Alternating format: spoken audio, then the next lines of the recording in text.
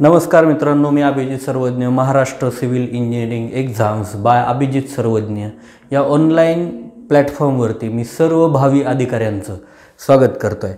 मित्रांनो, बरेच दिवस झालं बऱ्याच विद्यार्थ्यांचा, बऱ्याच उमेदवारांचा मला कॉल येतो, मेसेज येतो की सर TP एक्झाम कधी होणार आहे किंवा BMC एक्झाम अंदाजे कधीपर्यंत होऊ शकते.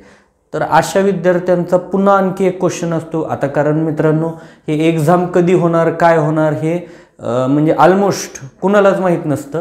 कारण हे ज्यावेळेस म्हणजे हे खूप गोपनीय असतं मित्रांनो.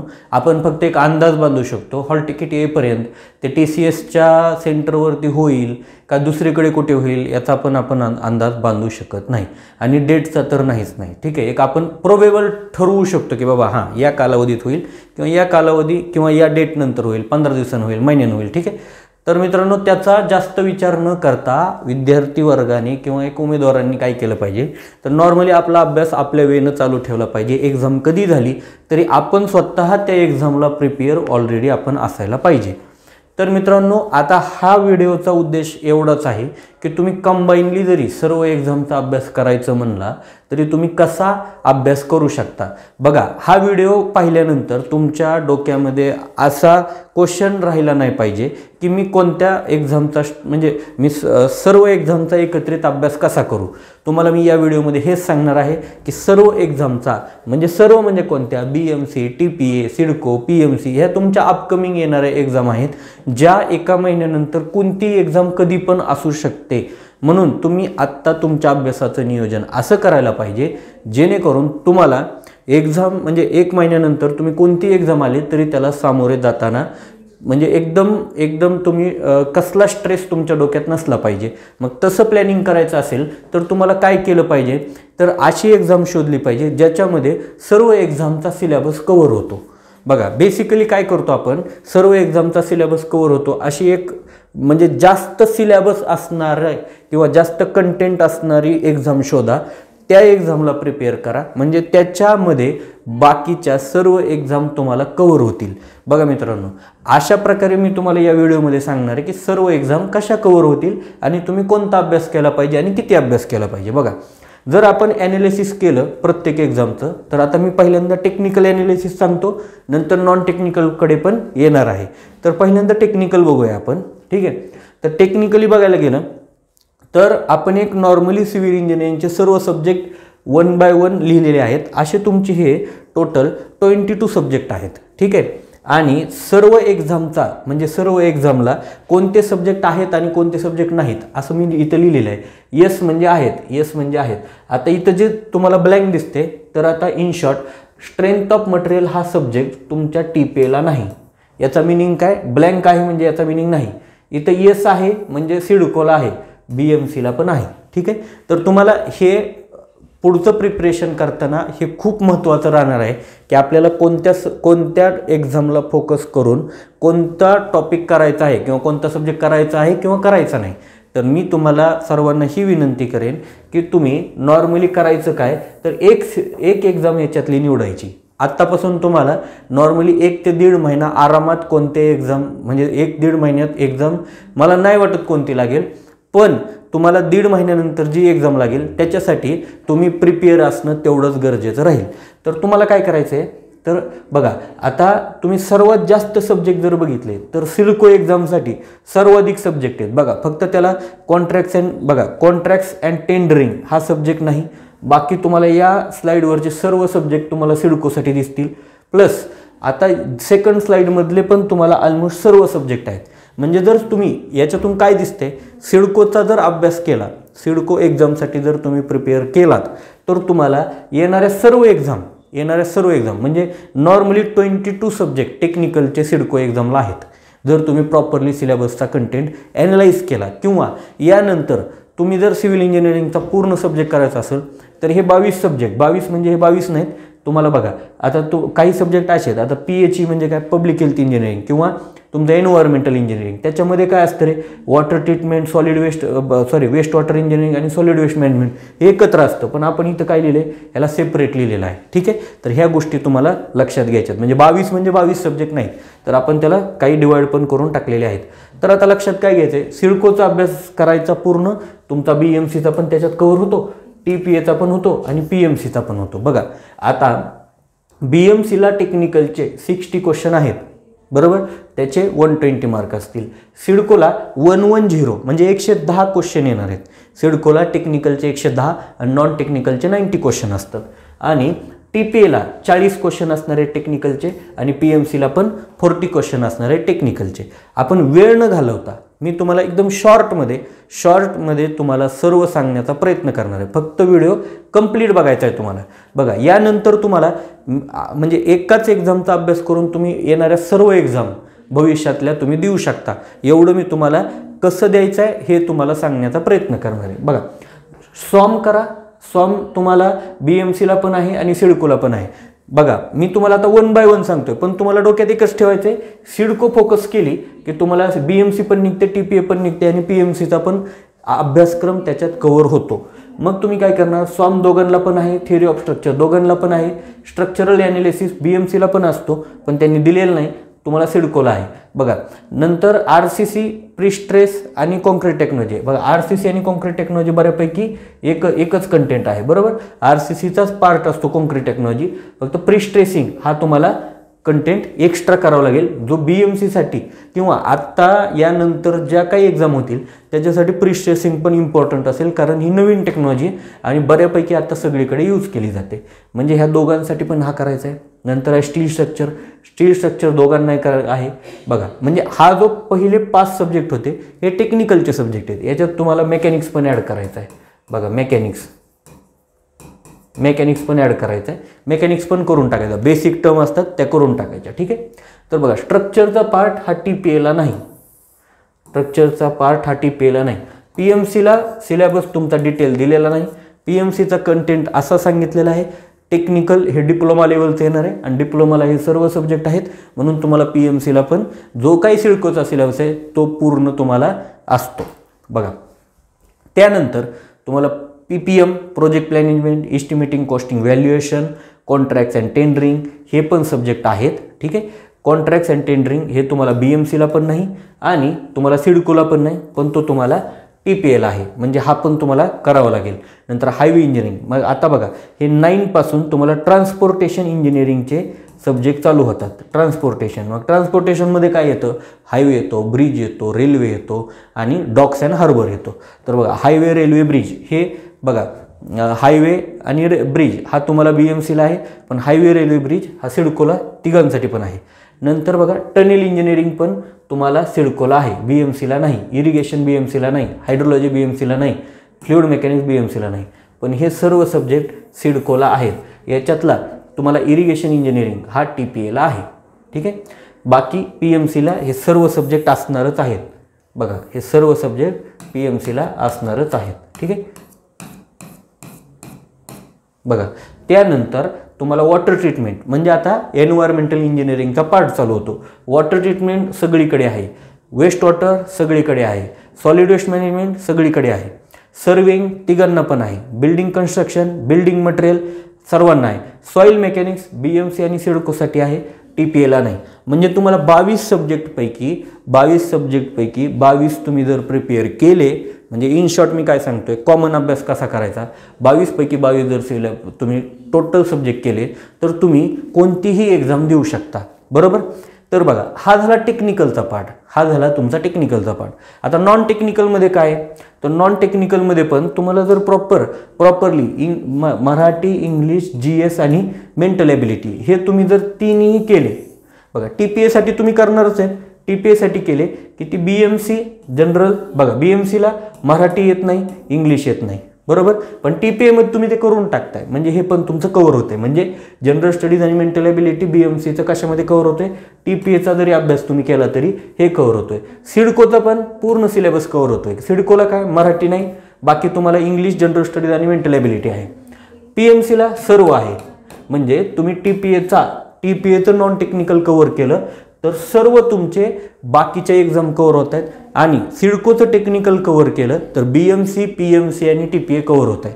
ठीक आहे. TPAचे जे काही ॲडिशनल सब्जेक्ट आहेत जसे की एन्व्हायरमेंटल स्टडीज असेल किंवा civil emerging trades in civil engineering असेल, बिल्डिंग ड्रॉइंग असेल, बिल्डिंग किंवा AutoCADचा सब्जेक्ट असेल, बरोबर, कम्प्युटर एडेड ड्रॉइंग असेल, बरोबर, नंतर बिल्डिंग प्लॅनिंग अँड ड्रॉइंग असेल, तर असे सब्जेक्ट या ठिकाणी मी इथं लिहिलेले नाहीत. हे 22मध्ये ते सब्जेक्ट नाहीत, तर ते सब्जेक्ट तुम्हाला फक्त TPAसाठी आहे, बाकी कोणत्याच एक्झामसाठी नाहीत, म्हणून त्याला जास्त इम्पॉर्टन्स देऊ नका.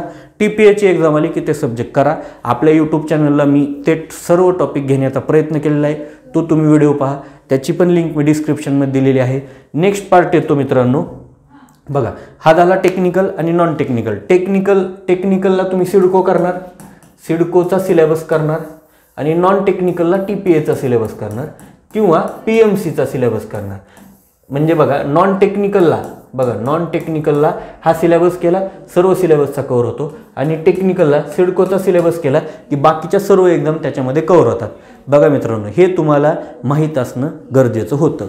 नेक्स्ट आहे, तुम्ही नॉन टेक्निकलचं मटेरियल कुठून गोळा करणार. हे सर्व मटेरियलसाठी मी एक स्पेशल व्हिडिओ बनवलेला आहे, म्हणजे A to Z civil engineering exam preparation strategy म्हणून आपल्या चॅनलला तुम्ही सर्च करा, तुम्हाला त्या ठिकाणी तो व्हिडिओ मिळून जाईल. त्याच्यामध्ये सर्व मटेरियल म्हणजे महाराष्ट्र इंजिनिअरिंग सर्व्हिसेस म्हणजे MPSC मेन्सपासून डिस्क्रिप्टिव्ह पॅटर्नपासून ते ऑब्जेक्टिव्ह पॅटर्नपर्यंत मी टेक्निकल विथ नॉन टेक्निकल सर्व कंटेंट मी तुम्हाला त्या ठिकाणी सांगितलेलं आहे कशातून प्रिपेअर कराल. ठीक आहे. आणि ते स्टँडर्ड बुक मटेरियल आहे, म्हणजे रेफरन्स बुकचं मटेरियल आहे. ठीक आहे. आणि त्याच्यामध्ये अभ्यास कसा करायचा याचे पण माझे बाकीचे व्हिडिओ आहेत, म्हणजे रेफरन्स बुकमधून तुम्ही स्टडी कसा कराल तो पण तुम्ही पाहू शकता. आत्ता पॉईंट आहे नॉन टेक्निकलचं मटेरियल, तरी पण मी एक शॉर्टमध्ये सांगून जातो. मराठीसाठी बघा, मराठीसाठी, इंग्लिशसाठी, नंतर जनरल स्टडीजसाठी आणि मेंटल ॲबिलिटीसाठी कोणतं मटेरियल तुम्ही यूज करणार. ठीक आहे. तर बघा, मराठीसाठी तुम्ही, इंग्लिशसाठी आणि मराठीसाठी तुम्ही बाळासाहेब शिंदे सरांचं बुक करा. ठीक आहे. आणि इंग्लिशसाठी आणखी एक बुक करायचं आहे तुम्हाला, ते बुक आहे बक्षी बुक आहे, बक्षी सरांचं बुक, अरिहंत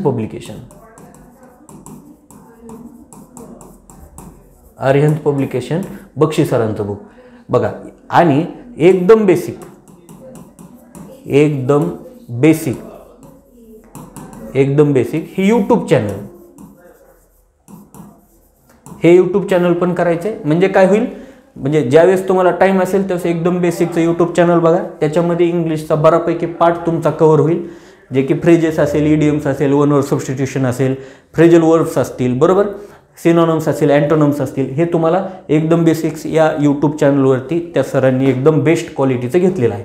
आता हा मराठी इंग्लिशचा पार्ट गेला. GSसाठी तुम्ही तुम्ही बाळासाहेब शिंदे सरांचा तात्यांचा ठोकळा करायचा आहे. बघा मित्रांनो, तात्यांचा ठोकळा बघा, तात्यांचा ठोकळा. ठीक आहे. तात्यांचा ठोकळा करायचा आहे. आणि तुम्ही हे तात्यांचा ठोकळा केला. मेंटल ॲबिलिटीसाठी RS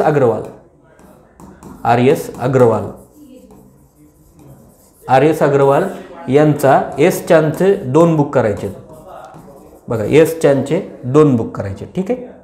बघा, हा कंटेंट तुम्हाला इम्पॉर्टंट आहे, हे तुम्हाला मटेरियल मी सांगितलेलं आहे. ठीक आहे. नेक्स्ट बघा, नंतर टेक्निकलसाठी काय कराल तुम्ही. टेक्निकलचा सिलेबस सर्व मी कंटेंट दिलेला आहे, पण टेक्निकलमध्ये तुम्हाला काय करायचं आहे, आणखी मटेरियल कोणतं असणार आहे, तर टेक्निकलचं मटेरियल असणार आहे तुमचं क्वेश्चन पेपर PYQ करणे. First PYQ, second all reference बुकमधले MCQ करणे, रेफरन्स बुक MCQ. ठीक आहे. आणि थर्ड, ठीक आहे, एवढं जरी केलं तरी खूप झालं. आणि थर्ड बघा, PYQ करताना आपले महाराष्ट्र JEE एक्झामचे सर्व PYQ करायचे, JEEचे पण करायचे आणि MPSCने घेतलेले AEचे पण करायचे, जे की ऑब्जेक्टिव्ह एक्झाम झालेले आहेत त्यांचे. आणि नंतर IAS मास्टरचे SSC JEEचे पण तुम्हाला करायचे, SSC JEEचे. ठीक आहे मित्रांनो. तर एवढा पार्ट तुम्हाला टेक्निकलमध्ये करायचा आहे. आणि सर्वांना मी कळकळीची विनंती आहे, जो पण नवीन विद्यार्थी आता अभ्यासाला लागणार आहे, जो कोण नवीन विद्यार्थी हा व्हिडिओ बघतोय, त्यांनी अभ्यास करताना फक्त आणि फक्त रेफरन्स बुकच्या सहाय्याने करा. सिलेबस घ्यायचा, सिलेबसच्या बाहेर जायचंच नाही. सिलेबसमध्ये जेवढा कंटेंट आहे तेवढाच करायचा. बरोबर मित्रांनो, रेफरन्स बुकमधून अभ्यास केल्याचा फायदा एक असतो, तुमचा कोणताही कंटेंट मिस होत नाही, तुम्ही परिपूर्ण अभ्यास करता. ठीक आहे मित्रांनो, आणि तुमचे सिलेक्शन होण्याचे चान्सेस हे एकदम हायेस्ट लेवलचे असतात. मी तुम्हाला आज सांगतोय, भरकटून जाऊ नका, कुणाच्या नादी लागून एकदम शॉर्टमध्ये तुम्ही सक्सेस मिळवण्याच्या प्रयत्नात असाल तर ते मिळणार नाही, खरंच मिळणार नाही. कारण जे काही सिलेक्टेड कॅन्डिडेट आहेत, जे पहिले टॉपचे 10-15 कॅन्डिडेट बघितले ना, ह्यांनी ऑलमोस्ट रेफरन्स बुकचा यूज केलेला असतो. बघा मित्रांनो, हे मी तुम्हाला अनुभवातून सांगतोय. ठीक आहे, बघा टेक्निकलचं मटेरियल झाले. नेक्स्ट तुम्हाला सब्जेक्ट ग्रुप, आता ग्रुपने तुम्ही अभ्यास करा, म्हणजे सब्जेक्टच्या ग्रुपने, म्हणजे तुमच्या स्टुडंटच्या किंवा तुम्ही लायब्ररीत अभ्यास करताना ग्रुपनं नाही, तो वेगळा आहे. म्हणजे सब्जेक्टचे ग्रुप कोणते आहेत, तर पहिल्यांदा स्ट्रक्चरलचे सब्जेक्ट करा, नंतर नॉन स्ट्रक्चरचे करा. मग स्ट्रक्चरलमध्ये कोणते करणार, तर मेकॅनिक्स असेल, सेकंड असेल सॉम, नंतर असेल टॉस, नंतर असेल एसे. बघा, आणि त्यानंतर बघा हा वेगळाच ग्रुप आहे, त्यानंतर RCC आणि त्यानंतर तुमचा स्टील. बघा, आता हे स्टील तुम्ही कुठेही केलं तरी काय हरकत नाही, बरोबर. बाकी हा तुमचा ग्रुप असला पाहिजे. म्हणजे स्टार्ट करताना अशी करायची, मेकॅनिक्स, सॉम, टॉस, एसे पासून. ठीक आहे, डायरेक्ट तुम्ही टॉस घेऊ शकत नाही, डायरेक्ट तुम्ही RCC घेऊ नका, किंवा एक नॉर्मली एक सिरियल न जा, म्हणजे त्याचा फायदा होतो तुम्हाला. कारण मेकॅनिक्स चांगला समजला की सॉम समजायला काही अडचण येत नाही, सॉम समजला की टॉस समजायला काही अडचण येत नाही, टॉस समजला की एसे व्यवस्थित समजून जातो. डायरेक्ट एसे घेतला तर गोंधळ होण्याचे चान्सेस आहेत. नंतर बघा, नंतर तुम्ही ट्रान्सपोर्टेशनचे सब्जेक्ट आहेत, हे बेसिकली असे करायचे. हायवे करा, नंतर ब्रिज करा. बघा, हायवे झाला, ब्रिज झाला, नंतर टनेल करा, आणि नंतर रेल्वे करा. बघा मित्रांनो, अशा प्रकारे तुम्ही काय करू शकता रे, तुमच्या अभ्यासाची दिशा ठेवू शकता. ठीक आहे, नंतर आहे तुमचा बघा, हे झाले 7, 8, 9 आणि 10. नंतर आहे तुमचं एन्व्हायरमेंटल इंजिनिअरिंग. एन्व्हायरमेंटल इंजिनिअरिंगचा तुम्ही कसं ठेवाल, water treatment plant, sewage treatment plant, third solid waste. बघा, सॉलिड वेस्ट मॅनेजमेंट. तर असा फ्लो तुम्ही ठेवू शकता. म्हणजे 10 आणि 3 13 सब्जेक्ट झाले. त्यानंतर तुम्ही बाकीचे जे नॉर्मल सब्जेक्ट आहेत, म्हणजे बिल्डिंग कन्स्ट्रक्शन असेल, बघा हे 10 आणि हे 3 13, 10 11 12 13 ह्या ग्रुपमध्ये करायचं आहे तुम्हाला, लक्षात ठेवा. नंतर 14वा बिल्डिंग मटेरियल करा, 15वा बिल्डिंग कन्स्ट्रक्शन करा. ठीक आहे, नंतर फ्लुइड मेकॅनिक्स सारखे सब्जेक्ट आहेत, म्हणजे FM आणि हायड्रो.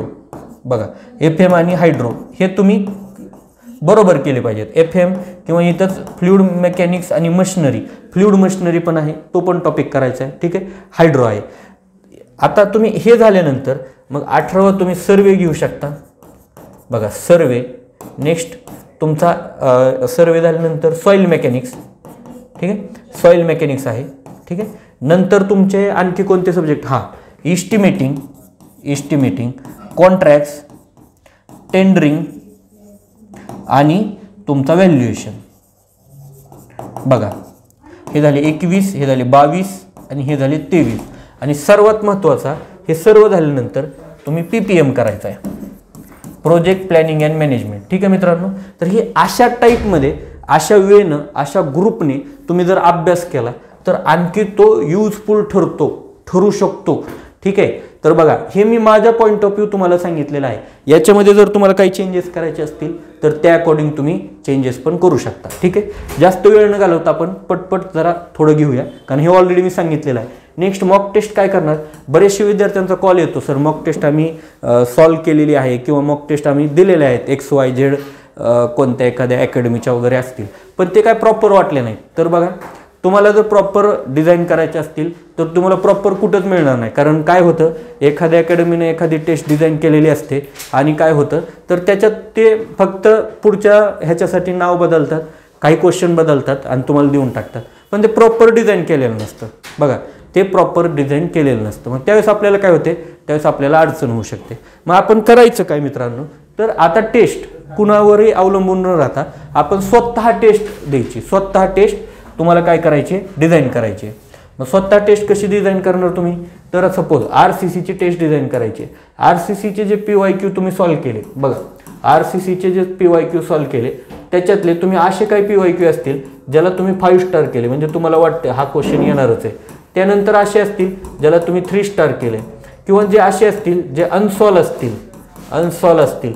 तर हे सर्व क्वेश्चन तुम्हाला इकडे 20 मार्कच्या टेस्टमध्ये तुम्हाला घ्यायचे. बघा इकडे तुम्ही काय करणार, 20 मार्कच्या टेस्टमध्ये घेणार. म्हणजे काय होईल रे मित्रांनो, तुम्हाला एकदम म्हणजे तुम्ही क्वालिटीची 20 मार्कची टेस्ट होऊन जाईल. अशी तुम्ही प्रत्येक सब्जेक्टसाठी केलं तर अजून बेटर राहील. मग नॉन टेक्निकलसाठी सेम मेथड यूज करायची आणि स्वतःची टेस्ट स्वतः डिझाईन करायची. म्हणजे हा काय होईल रे मित्रांनो, तुम्हाला त्याचा यूज मॅक्झिमम लेवलला होऊ शकतो. कारण तुम्ही कुणावरही अवलंबून राहाल टेस्टसाठी आणि त्या ठिकाणी तुम्हाला डिसअपॉइंट होईल, म्हणून तुम्ही करू नका. नेक्स्ट आहे डेली प्लॅनिंग कसं कराल. फक्त मी तुम्हाला या डेली प्लॅनिंगबद्दल किंवा हे सर्व जे आहे ना आत्ता मी सांगतोय, हे सर्व मी A to Z civil engineering exam preparation strategy या कंटेंटमध्ये या एका व्हिडिओमध्ये मी हे सर्व कंप्लीट केलेलं आहे. तरी पण तुम्हाला एक टार्गेट देईन, 15 तास अभ्यास तुम्ही कराल. आता हे शक्य अशक्य ह्या गोष्टी सोडून द्या. बरेचसे माझ्या कॉन्टॅक्टमधले असणारे मुलं 15 तास टच केलेला आहे त्यांनी. बघा 15 तासाला टच केलेला आहे. तुम्ही करू शकता. बघा 15 तास अभ्यास केला म्हणजे सिलेक्शन होईल आणि त्याच्यापेक्षा कमी केलं म्हणजे सिलेक्शन होणार नाही. मी याच्यातला भाग बोलत नाही. बघा 15 तास हा अभ्यास तुम्ही एकदम मॅक्झिमम लेवलला जाऊन केलेला अभ्यास असेल. त्यातही 2 तास तुम्ही सिटिंग कॅपॅसिटी पाहिजे. वन टाइम सिटिंग कॅपॅसिटी 2 तास पाहिजे. आत्ता तुम्ही अभ्यासाला बसलाय, 2 तास तरी ॲटलिस्ट अभ्यास केलेलाच पाहिजे. बरोबर, तर तुम्ही ते एखादा टॉपिक व्यवस्थितपणे चांगल्या पद्धतीने कंप्लीट कराल. नाहीतर काय होतं मित्रांनो, अर्ध्या तासात 1 तासात तो पूर्ण टॉपिक कव्हर होत नाही. मग त्यावेळेस आपल्याला काय होतं, आपण आपले विचलित होतो, आपलं मन विचलित होतं. आपण ब्रेक घेतलेला असतो. 2 तास घ्या आणि त्यानंतर तुम्हाला काय करायचं आहे ते 15-20 मिनिटाचा ब्रेक घेऊन पुन्हा अजून 2 तासाने, म्हणजे अशा 2-2 तासाच्या गॅपमध्ये 2-2 तासाच्या सेटमध्ये तुम्ही अभ्यास करू शकता.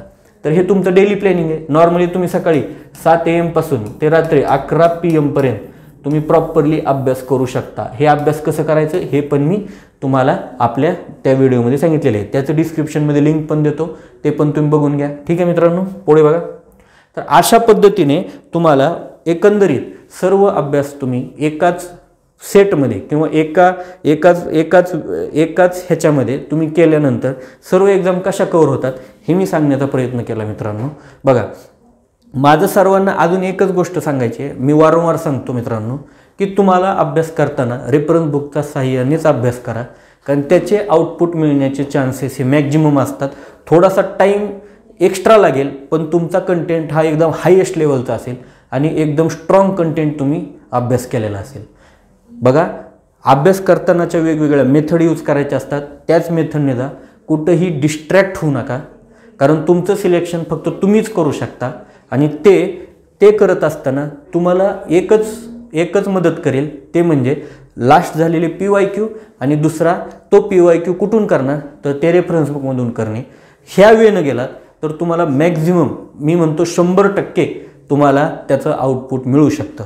ठीक आहे मित्रांनो, असेच व्हिडिओ तुम्हाला यानंतर पण येणार आहेत. ठीक आहे, तुम्हाला हा व्हिडिओ आवडला असेल तर आपल्या चॅनलला ज्यांनी पण अजून सबस्क्राईब केलेलं नाही त्यांना विनंती आहे, तुम्ही आपल्या चॅनलला सबस्क्राईब करा, व्हिडिओला लाईक करा आणि तुमच्या जवळच्या मित्रांना हा व्हिडिओ शेअर करा. ठीक आहे मित्रांनो, धन्यवाद.